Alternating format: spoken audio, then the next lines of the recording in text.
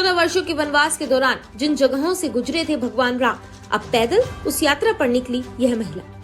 अयोध्या से पैदल चलकर प्रयागराज पहुंची वाटर वुमेन शिप्रा पाठक का भव्य स्वागत। वाटर वुमेन शिप्रा पाठक प्रयागराज की धरती पर पहुंचकर उनका भव्य स्वागत किया गया। रामराज का संदेश लेकर रामेश्वरम तक पद यात्रा करेंगी शिप्रा पाठक। सागर तक की यात्रा पर निकली शिप्रा पाठक पर्यावरण बचाने के लिए जंगल नदियों के संरक्षण की जरूरत, ऐसा उनका मानना है। पैदल चलने वाली वाटर वुमेन शिप्रा पाठक की कहानी, श्री राम के वनवास वाले रास्ते पर 4000 किलोमीटर चलेंगी। बोली, जंगलों नदियों को बचाने की कोशिश करूंगी। रामराज का संदेश लेकर अयोध्या से रामेश्वरम तक पद यात्रा करेंगी शिप्रा। रामेश्वरम एक पद यात्रा जा रही है मेरे द्वारा, और ये इस संदेश के साथ जा रही है कि प्रकृति का दोहन और शोषण जिस तरह से मानवता ने किया है, उसमें अब एक क्रांतिकारी कदम उठाने की आवश्यकता है।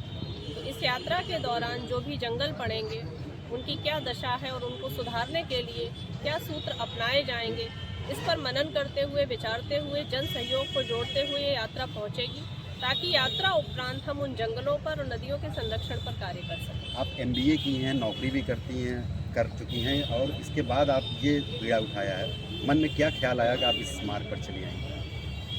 नदियों की जो हालत मैंने देखी तो मुझे लगा कि सिर्फ AC ऑफिस में बैठकर एक बिजनेस चलाते हुए नदियों के प्रति दुख व्यक्त करने से कोई भी सुधार नदियों का नहीं होगा।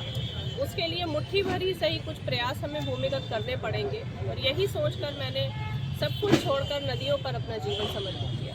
परिवार के लोग भी आपके साथ चल रहे हैं? जी, प्रथम आधारशिला जो इसकी सफलता की है वो यही है कि परिवार का पूरा सपोर्ट है। और वैसे भी सब धार्मिक परिवेश से ही मैं आई हूँ। माता पिता के संस्कार और सनातन परंपरा हमारे परिवार में थी, तो ऐसा नहीं है कि मैं उस परिवार में कुछ नया कर रही हूँ।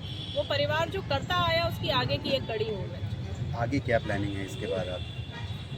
हमारी संस्था ने 12 लाख पौधे नदियों के किनारे लगाए हैं। 1 करोड़ वृक्ष संकल्प है मेरा। इसी श्रृंखला में आगे कार्य किया जाएगा। कुछ और नई नदियों को देखकर उनके सुधार कार्यक्रम बनेंगे। और लेटेस्ट अपडेट के लिए सब्सक्राइब करें वेलकम इंडिया न्यूज चैनल।